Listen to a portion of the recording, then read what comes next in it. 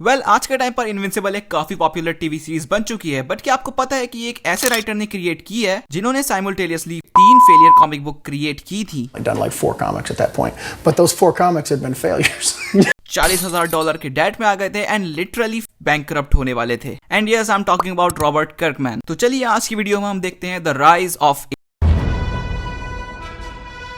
Timeline में थोड़ा पीछे चलते हैं अर्ली 2000 में, जहां रॉबर्ट कर्कमैन 4 कॉमिक बुक्स पे वर्क कर रहे थे। 2002 में इनविंसिबल जैसी कोई चीज एग्जिस्ट ही नहीं करती थी। उस टाइम पर रॉबर्ट कर्कमैन अपनी वाइफ और अपने रूममेट कॉरी वॉकर के साथ एक छोटे से घर में रहते थे। Remember that name, Carry walker. तो जैसे कि हम सबको पता ही कि Carry walker invincible TV series के को क्रिएटर हैं और कॉरी वॉकर की आर्ट की वजह से हम लोग इनविंसिबल के कैरेक्टर्स को आज इतने बेहतरीन तरीके से देख पा रहे हैं। कर्कमैन और वॉकर दोनों पहले भी साथ में काम कर चुके थे। कर्कमैन की एक failure comic book series super patriot में, एंड देन कर्कमैन को आइडिया आता है एक new comic book series create करने का, जिसमें एक टिपिकल टीन सुपर हीरो होता है जो कि स्ट्रगल कर रहा था अपनी डेली लाइफ और अपनी सुपर हीरो लाइफ को बैलेंस करने के लिए, और उनके कैरेक्टर की स्टोरी अपने खुद की स्टोरी से इंस्पायर्ड थी। कर्कमैन के फादर एक वेल्डर थे और उनका एक अपना ही बिजनेस था, एंड कर्कमैन को कहीं ना कहीं पता था कि फ्यूचर में उनको अपने फादर के ही फुटस्टेप फॉलो करना होंगे। And like this he created his main character will follow the steps of his father. But the twist was कि कैरेक्टर के फादर एक बैड गाय थे और वो पूरी दुनिया को कॉन्करर करना चाहते थे।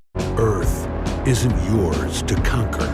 वेल उनके पार्टनर्स ने इस पूरी स्टोरी पर अग्री कर दिया था, एक्सेप्ट फॉर द नेम। कर्कमैन इस सीरीज का नेम रखने वाले थे किड कॉस्मिक, जो कि कॉरी वॉकर को बिल्कुल पसंद नहीं आया था। एंड देन फाइनली इस सीरीज का नाम इनविंसिबल डिक्लेयर हो गया। एंड इन 2003 कर्कमैन के पास जिम वैलेंटिनो की कॉल आती है, जो कि इमेज कॉमिक्स के को फाउंडर हैं। एंड उन्होंने कर्कमैन से कहा कि इनविंसिबल की सेल्स काफी लो जा रही हैं। एंड उस टाइम पर सिर्फ इनविंसिबल का इशू 4 ही चल रहा था।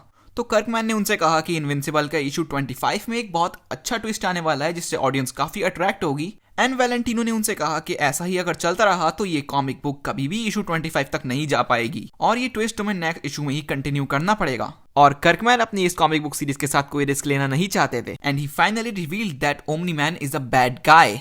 एंड गेस व्हाट, इस चीज के बाद इनविंसिबल की सेल्स काफी बढ़ गई। एंड इसके बाद कर्कमैन और वॉकर को एक और प्रॉब्लम फेस करना पड़ी, जो कि थी आर्ट की, क्योंकि उनको मंथली काफी सारी आर्ट्स ड्रॉ करना पड़ती थी अपने इश्यूज के लिए। And they decided to hire the new artist, जो कि वॉकर की ड्राइंग ड्यूटीज टेक ओवर करेगा। एंड देन स्टोरी में आए रायन ऑटली, जिनका नेम आपने इनविंसिबल के टाइटल कार्ड में भी पढ़ा होगा। And Ryan Ottley was a fresher, उनको किसी भी प्रोफेशनल कॉमिक बुक का एक्सपीरियंस नहीं था एंड वो सिर्फ अपनी आर्ट्स को इंटरनेट पर अपलोड करते थे। और रॉबर्ट कर्कमैन को उनकी वो इंटरनेट वाली आर्ट्स काफी पसंद आई थी। एंड देन 2010 में कर्कमैन के पास काफी सारी पॉपुलर कॉमिक बुक सीरीज थी एंड उनमें से एक थी द वॉकिंग डेड। बट कर्कमैन को कुछ और चाहिए था। वो चाहते थे कि वो द वॉकिंग डेड को एक लाइव एक्शन टीवी सीरीज में कन्वर्ट करें, और अब कर्कमैन को चाहिए थी एक प्रोडक्शन कंपनी जो कि द वॉकिंग डेड और उनकी फ्रेंचाइज की मूवीज फ्यूचर में प्रोड्यूस कर सके।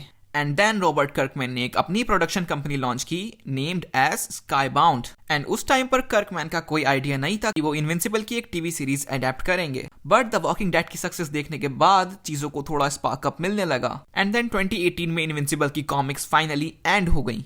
एंड देन उसके बाद 2021 में Amazon प्राइम वीडियो पर एक इनविंसिबल की एनिमेटेड टीवी सीरीज आई, जो कि एक मैसिव सक्सेस रही। 8.6 on IMDb and 98% on Rotten tomatoes.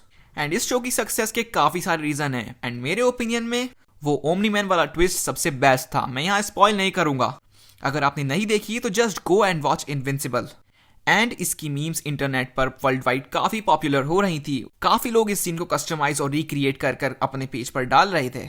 And season 1 की सक्सेस देखने के बाद सीजन 2 को without wasting any time renewed कर दिया गया। And we are still waiting for season 4। And आज के टाइम पर स्काईबाउंड काफी सक्सेसफुल कंपनी बन चुकी है because of Invincibles merchandise and games. और अभी भी स्काईबाउंड इनविंसिबल के फ्यूचर सीजन्स पर वर्क कर रही है, और इनविंसिबल की लाइव एक्शन मूवी भी हमें फ्यूचर में देखने को मिल सकती है, और एक इनविंसिबल का AAA वीडियो गेम। इन दोनों चीजों पर ऑफिशियली वर्क चल रहा है। वेल ये स्टोरी थी रॉबर्ट कर्कमैन की, जिन्होंने अपने फेलियर करियर को अपनी ग्रेट सक्सेस में कन्वर्ट किया एंड अपनी इंडिपेंडेंट कॉमिक बुक को बिना किसी हाईली बजट मार्केटिंग के प्रमोट किया।